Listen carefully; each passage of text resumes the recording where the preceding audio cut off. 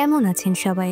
আজ আমি আপনাদের এমন একটা সিনেমার গল্প শোনাবো যেটা শুনলে আপনাদের মনে হবে, আরে বাবা, এমনও স্কুল হয় নাকি? ভাবুন তো একবার, এমন একটা স্কুলের কথা যেখানে শুধু পড়াশোনা নয়, বরং মারামারিটাই যেন শেখানোর মূল বিষয়, যেখানে ছাত্রদের মধ্যে লড়াই করাটাও ক্লাসের মতোই জরুরি।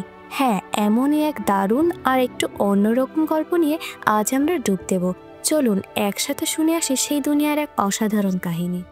সিনেমার একদম শুরুতেই আমরা দেখতে পাই আমাদের সিনেমার হিরো জি হিয়ংকে।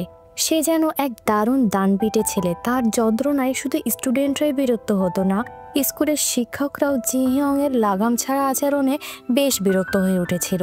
তার দুষ্টুমি এতটাই বেড়ে গিয়েছিল যে স্কুলের প্রিন্সিপাল আর সহ্য করতে পারছিলেন না।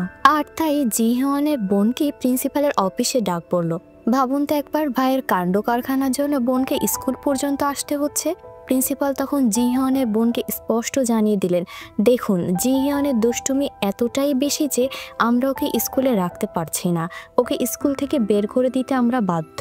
এ কথা শুনে জি হিয়নের বোন তো একদম হতভম্ব। নিজের ভাইয়ের ভবিষ্যতের কথা ভেবে সে প্রিন্সিপালের কাছে বারবার মিনতি করে বলে, স্যার, ওকে একটা সুযোগ দিন, দয়া করে ওকে স্কুল থেকে বের করে দিবেন না। কিন্তু প্রিন্সিপাল ছিলেন খুবই কড়া, তিনি তার কথায় কান দিলেন না। শেষমেশ জি হিয়নকে স্কুল থেকে বের করে দেওয়া হলো। কিন্তু অবাক করা বিষয় কি জানেন, এত বড় একটা ঘটনা ঘটার পরও কিন্তু জি হিয়নকে একটুও মন খারাপ লাগছিল না, বরং তাকে দেখে মনে হচ্ছিল যেন সে খুব খুশি, যেন এই মুক্তিটাই সে এতদিন ধরে চাইছিল। স্কুল থেকে বের হওয়ার পর জি হিয়ং আর এক মুহূর্ত দেরি করলো না। সে যেন নিজের জন্য একটা নতুন জীবন খুঁজছিল। মনে মনে ঠিক করলো, আমাকে এমন একটা স্কুল খুঁজে বের করতে হবে যেখানে কোনো নিয়ম কানুন নেই, যেখানে আমি নিজের মতো চলতে পারবো, যা খুশি তাই করতে পারবো। অনেক খোঁজাখুঁজির পর জি হিয়ং অবশেষে এমন এক আজব স্কুলের খবর পেল। এই স্কুলে নাকি মারামারি করাটা খুব একটা সাধারণ ব্যাপার, যেন এটা তাদের প্রতিদিনের খেলার মতোই। আর এই স্কুলে জি হিয়নের মতো দানপিটে ছেলেরাই পড়াশোনা করত। জি হিয়নও খুশিতে লাফাতে লাফাতে এই স্কুলে ভর্তি হতে চলে আসে। সে স্কুলের বাইরে দাঁড়িয়ে অবাক চোখে বিল্ডিংটা দেখছিল, আর তার মনে হচ্ছিল, আরে এই জায়গাটা তো আগে একটা জেল ছিল। ভাবতেই কেমন অদ্ভুত লাগে, তাই না? একটা জেলখানা এখন একটা স্কুল।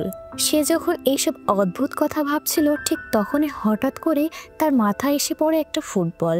জি হিয়ং চমকে ওঠে। সে ঘুরে দাঁড়াতেই দেখলো একদল ছেলে হাসি মুখে তার দিকে এগিয়ে আসছে। জি হিয়নের মনে হলো, ও এই বুঝি এবার একটা ঝগড়া বাঁধানো যাবে। যাক বাবা, আমি তো সব সময় লড়াই করার জন্যই তৈরি। সে আসলে ঝামেলায় পড়তে বেশ পছন্দ করত, কিন্তু যা ঘটলো তাতে জি হিয়ন রীতিমতো অবাক হয়ে গেল। ছেলেটা এগিয়ে এসে তাকে বলল, দুঃখিত ভাই। জি হিয়ন অবশ্য প্রথমে ভেবেছিল এটা হয়তো তাদের লড়াই শুরু করার একটা কৌশল, হয়তো তাকে আঘাত করার জন্যই তারা এমনটা করছে। কিন্তু আসল ঘটনা ছিল অন্য। বলটা সত্যি ভুল করেই মাথায় লেগেছিল। এখানেই জি হিয়ন জানতে পারলো যে এই স্কুলের ছাত্ররা নিজেদের মধ্যে এমনি এমনি মারামারি করে না। এর জন্য এখানে একটা আলাদা ফাইটিং ক্লাব তৈরি করা হয়েছিল। মানে এটা যেন একটা নিজস্ব আখড়া, যেখানে ছাত্ররা নিয়ম মেনে নিজেদের মধ্যে মারামারি করত। এমনকি স্কুলের শিক্ষকরাও তাদের উপর বাজি ধরত। জি হিয়ং এবার স্কুলের ভেতর ঢুকলো এবং একজন শিক্ষকের সাথে দেখা করলো। এখানে এসে সে খুব খুশি হলো, কারণ ভর্তির জন্য তাকে কোনো লম্বা লাইনে দাঁড়াতে হলো না। তাকে শুধু প্রমাণ করতে হবে যে সে মারামারি করতে পারে। আর এভাবে সে অনায়াসে স্কুলে ভর্তি হয়ে গেল। ভর্তি হওয়ার পর তার পরের কাজ ছিল নিজের ক্লাসরুম খুঁজে বের করা।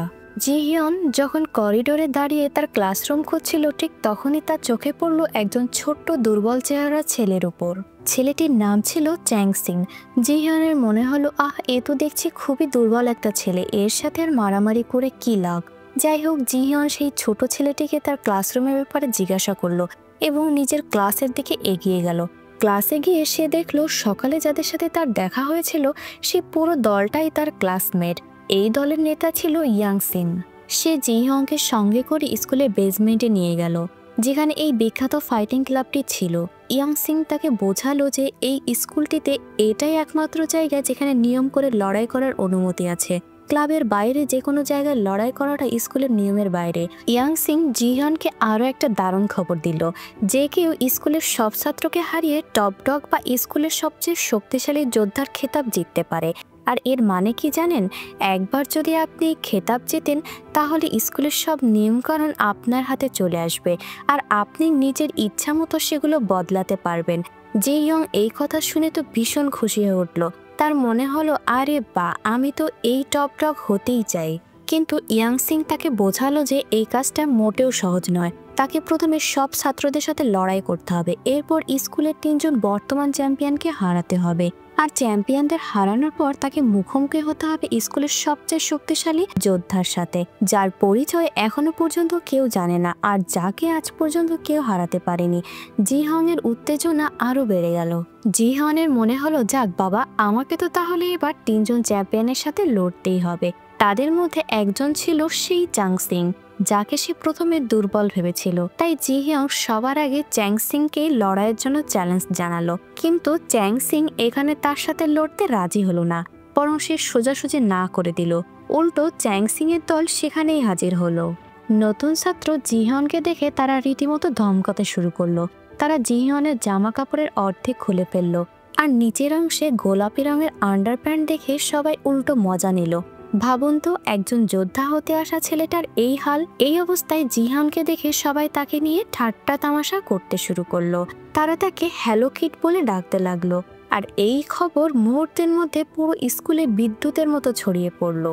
যে ছেলেটা টপ ডগ হওয়ার স্বপ্ন দেখছিল তাকে এমনভাবে অপমান করা হয়েছে, এই খবর শুনে সবাই যেন হাসিতে ফেটে পড়ল। কিন্তু এত অপমানের পরও জিহিয়নের আত্মবিশ্বাস একটুও কমেনি। সে এখনো টপ ডগ হওয়ার স্বপ্ন দেখত। ইয়াং সিং জিহিয়নকে দেখে বুঝতে পারে যে জিহিয়ন খুবই সাহসী আর এত সহজে হার মানার ছেলে সে নয়। সে মনে মনে ঠিক করলো জিহিয়নকে তার লড়াইয়ের অনুশীলনে সাহায্য করা দরকার। তাই সে জিহিয়নকে চ্যাং সিং এর ফাইটিং ক্লাবে নিয়ে গেল, যেখানে সে জিহিয়ংকে চ্যাং সিং এর লড়াইয়ের কৌশলগুলো দেখাতে লাগলো। জিহিয়ং লক্ষ্য করলো যে চ্যাং সিং দেখতে দুর্বল হলেও তার লড়াইয়ের কৌশলগুলো ছিল অসাধারণ আর খুবই সুন্দর। সে মাথা উঁচু করে দাঁড়িয়ে নিজের দক্ষতা আর কৌশলগুলো এমনভাবে দেখাতো যে প্রতিপক্ষের জন্য তাকে হারানো খুবই কঠিন ছিল। চ্যাং সিং এর লড়াই দেখে জিহিয়ন রীতিমতো মুগ্ধ হয়ে গেল, আর সে সাথে সাথে এই ফাইটিং ক্লাবে যোগ দিয়ে দেয় আর 2-1জন সাধারণ ছাত্রের সাথে লড়াই শুরু করলো। জিহিয়ন তাদের সবাইকে হারালো, আর তার এই অসাধারণ পারফরমেন্স দেখে সবাই বুঝলো যে জিহিয়ন একজন ভালো যোদ্ধা। তার এই জয় দেখে সবাই ভাবতে শুরু করলো আগামী দিনে সে বাকি চ্যাম্পিয়নদের সাথেও লড়বে। শিক্ষার্থীরা শুরুতে জিহিয়নকে হ্যালো কিটি বলে বিরক্ত করলেও জিহিয়ন দিনে দিনে আরও শক্তিশালী হয়ে উঠছিল। তার একের পর এক সব জয় দেখে ধীরে ধীরে তাদের মনে ভয় ঢুকতে শুরু করলো। জিহিয়ং একের পর এক লড়াই জিতছিল, আর তার জয়ের সংখ্যা এতটাই বেশি ছিল যে সাধারণ ছাত্ররাও তার কাছ থেকে হার মানতে শুরু করছিল। জিহিয়নের জয়ের গতি দেখে একজন শিক্ষক রীতিমতো বিরক্ত হয়ে উঠলেন, কারণ সেই শিক্ষক প্রতিদিন জিহিয়নের বিপক্ষে বাজি ধরতেন আর একজন শক্তিশালী যোদ্ধাকে তার সামনে দাঁড় করাতেন।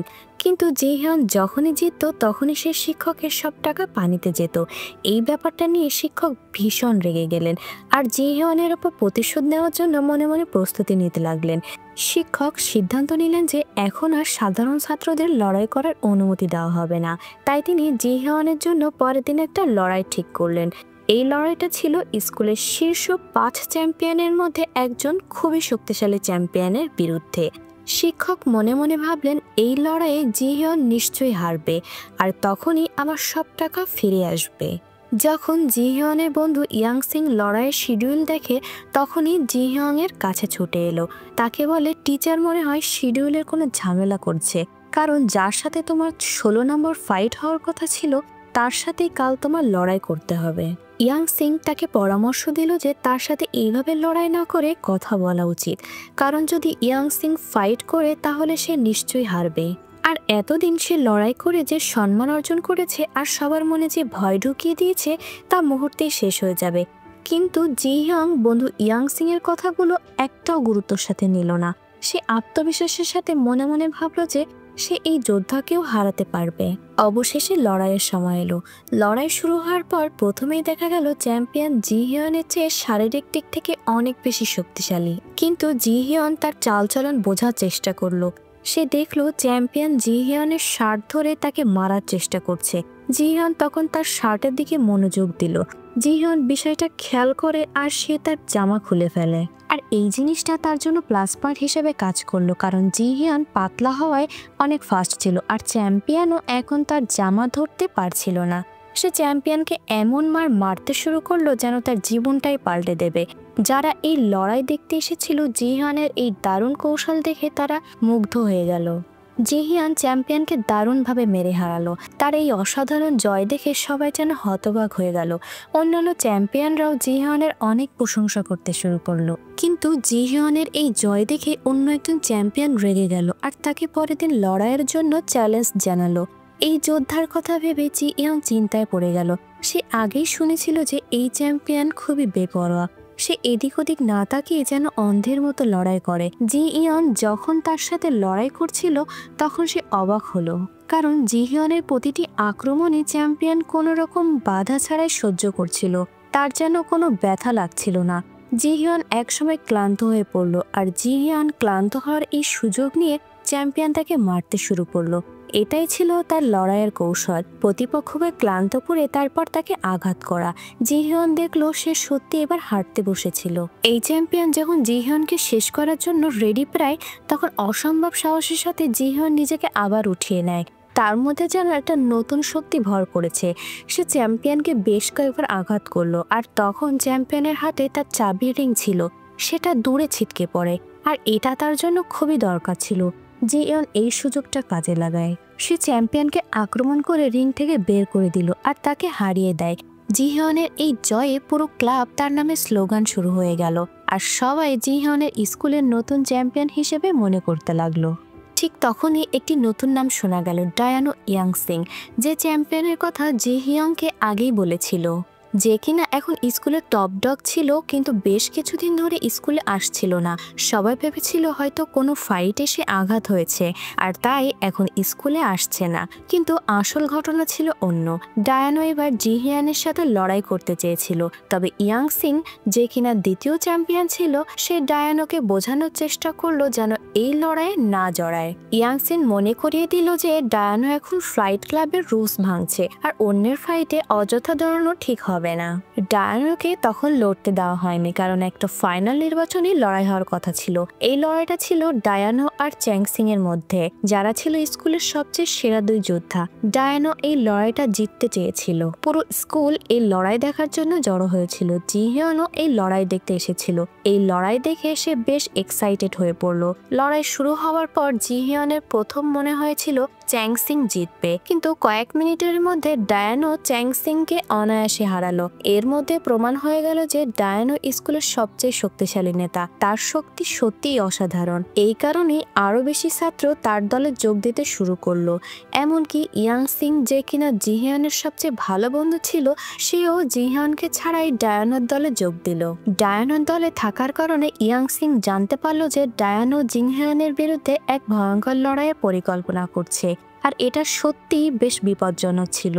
ইয়াংসিং যেহেতু জিনহিয়ং এর এখনো নিজের বন্ধু মনে করত, তাই তার মনটা অস্থির হয়ে উঠল। সে তখনই জিনহিয়ানের কাছে গেল। সে তাকে সতর্ক করে উপদেশ দিল যে তোমার কোনো ক্ষতি হওয়ার আগেই এই স্কুল ছেড়ে চলে যাও। ইয়াংসিং যখন এই কথাগুলো বলছিল, তখন ডায়ানো সেখানে চলে আসে আর তাদের কথাগুলো শুনে ফেলে। সে বুঝতে পারে না যে ইয়াংসিং অর্থাৎ তার নিজের দলেরই একজন লোক, কিন্তু তাদের সাথে বিশ্বাসঘাতকতা করছে। ইয়াংসিং আর জিনহিয়াং আগেই লুকিয়ে পড়ে ছিল, কিন্তু ডায়ানো তার দলের লোকদের আদেশ দেয় যেন জিনহিয়াং আর ইয়াংসিংকে যে কোনোভাবে খুঁজে বের করে নিয়ে আসতে। সে তাদের দুজনকে শেষ করে দিতে চেয়েছিল। শেষমেশ ইয়াংসিং ডায়ানোর দলের হাতে ধরা পড়ল। সেই লোকেরা তাকে এমন নিষ্ঠুরভাবে মারধর করলো যে তার অবস্থা খুব খারাপ হয়েছিল। জিহিয়াং যখনই এই খবরটা পেল, সে আর এক মুহূর্ত দেরি করলো না, বিদ্যুতের গতিতে ছুটে সেখানে চলে গেল। ইয়াংসিং এর ক্ষতবিক্ষত অবস্থা দেখে জিহিয়ানের মনটা খুব খারাপ হয়ে গেল। সে ভাবছিল শুধু তাকে বাঁচাতে গিয়ে ইয়াংসিং এর আজকে এই অবস্থা হলো, কিন্তু তখন ডায়ানো সেখানে এসে তাকে পরবর্তী লড়াইয়ের জন্য চ্যালেঞ্জ করে, আর চ্যালেঞ্জ করার পর সে সেখান থেকে চলে যায়। জিহিয়নের তখনই ইয়াংসিং এর জন্য ভীষণ মন খারাপ ছিল। এই ঘটনার পর জিহিয়ন বাড়ি ফিরে আসে। সে দেখলো অনেকদিন ধরে তার বোনের সাথে দেখা হয়নি, আর তার বোনও বেশ মনমরা হয়ে বসে আছে। জিহিয়ন হঠাৎ করে বুঝলো যে এই পৃথিবীতে তার বোন ছাড়া আর কেউ তার নিজের বলতে নেই। তার বোনই তার সব। সে তার বোনের সাথে কথা বলল, যেখানে তার বোন তাকে বোঝালো যে সে জিহিয়নকে খুশি দেখতে চায় আর তার সাফল্যের অংশীদারি হতে চায়। এই কথা শোনার পর জিহিয়নের মধ্যে যেন এক নতুন শক্তি চলে আসে। সে সিদ্ধান্ত নিল যে এখন সে একজন বড় ফাইটার হয়ে উঠবে। ডায়ানোকে হারানোই ছিল তার এই নতুন প্রতিজ্ঞার প্রথম ধাপ। জিহিয়ন যখন ফাইটিং ক্লাবে আসে ডায়ানোর সাথে ফাইনাল লড়াইয়ের জন্য, তখন ডায়ানো প্ল্যান পাল্টে জিহিয়নকে বলে যে তার সাথে লড়াই করার আগে জিহিয়নকে তার দলের সব যোদ্ধাদেরকে হারাতে হবে। জিহিয়নকে একে একে তাদের সবার সাথে লড়তে হবে। জিহিয়ন অবাক হলো, কারণ হঠাৎ করেই তার সামনে অনেকগুলো শক্তিশালী যোদ্ধা এসে দাঁড়ালো আর তারা সবাই জিহিয়নের উপর একসাথে আক্রমণ করে বসে। কোনো একজন লোকের পক্ষে তাদের সবাইকে একসাথে হারানো সম্ভব না। জিহিয়ন একের পর এক লড়তে লড়তে একসময় ক্লান্ত হয়ে পড়ল, মনে হলো যেন সে আর পারবে না। ঠিক তখনই সিনেমার সবচেয়ে দারুণ অংশটা আসে। চ্যাং সিং আর অন্য 3জন চ্যাম্পিয়ন সেখানে এসে পৌঁছালো। তারা জিহিয়নকে সাহায্য করতে এগিয়ে এলো। কারণ কি জানেন, তারা সবাই ডায়ানোর উপর অর্থাৎ তাদের পুরনো নেতার উপর খুব বিরক্ত ছিল। ডায়ানো তাদের উপর অনেক অত্যাচার করেছিল, তাই তারা জিহিয়নের পাশে দাঁড়াতে চেয়েছিল। চ্যাম্পিয়নরা ডায়ানোর দলের যোদ্ধাদের সাথে লড়াই শুরু করলো। অন্যদিকে আমাদের হিরো জিহিয়ন আর ডায়ানোর মধ্যে এক কঠিন ফাইট হচ্ছিল। লড়াইটা দুজনের জন্যই ছিল অসাধারণ, কেউ কাউকে একটু ছাড় দিচ্ছিল না। দুজনেই হার মানতে রাজি ছিল না, কিন্তু অবশেষে জিহিয়ন পিছন থেকে একটা সুযোগ কাজে লাগালো। সে ডায়ানোকে এমন জোরে ঘুষি মারলো যে সে মাটিতে পড়ে গেল। এভাবেই ঘটে গেল সেই ঐতিহাসিক ঘটনা। এই শেষ লড়াইয়ে জিহিয়নের জয় হলো আর সে স্কুলের টপ ডগ অর্থাৎ সবচেয়ে শক্তিশালী যোদ্ধার খেতাব জিতে নিল। এরপর সবাই জিহিয়নকে তাদের টপ ডগ হিসেবে খুশি মনে মেনে নিল। সে তাদের নতুন নেতা হলো আর সে স্কুলের জন্য কিছু নতুন নিয়ম তৈরি করলো। সবচেয়ে গুরুত্বপূর্ণ নিয়ম ছিল সে ছাত্রছাত্রীদের মাটির নিচে অবস্থিত ফাইটিং ক্লাবে নিয়ম মেনে লড়াই করার অনুমতি দিল। আর এভাবেই এই দারুণ সিনেমার গল্পটা শেষ হয়ে যায়। তো বন্ধুরা, আমাদের আজকের গল্পটা আপনাদের কেমন লাগলো কমেন্ট করে জানাতে ভুলবেন না। আর এই ধরনের গ্যাংস্টার মুভিগুলো দেখতে চাইলে সেটাও জানাতে পারেন। আজকের মতো বিদায় নিচ্ছি, দেখা হবে নতুন কোনো গল্প নিয়ে।